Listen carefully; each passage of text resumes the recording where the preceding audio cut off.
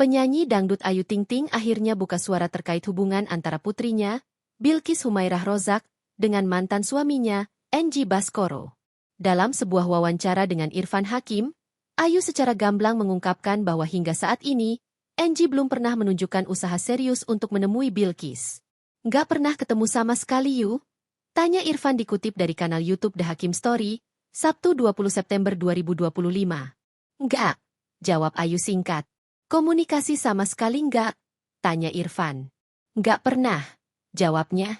Bilqis, yang kini beranjak besar, juga sudah memahami situasi tersebut. Ayu menjelaskan bahwa ia selalu berusaha memberikan pengertian kepada Bilqis.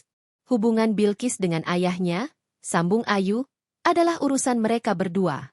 Namun, Ayu menyayangkan sikap Engy yang dinilainya tidak proaktif. Pelantun alamat palsu tersebut menegaskan bahwa pihak mantan suaminya memang sama sekali tidak menunjukkan iktikat baik untuk menjalin hubungan dengan putri mereka. Dia memang nggak ada usahanya. Nggak ada, kata Ayu. Ayu menekankan bahwa prioritas utamanya adalah kebahagiaan dan mental Bilqis. Ia berharap putrinya bisa tumbuh dengan baik dan bahagia, terlepas dari polemik yang ada.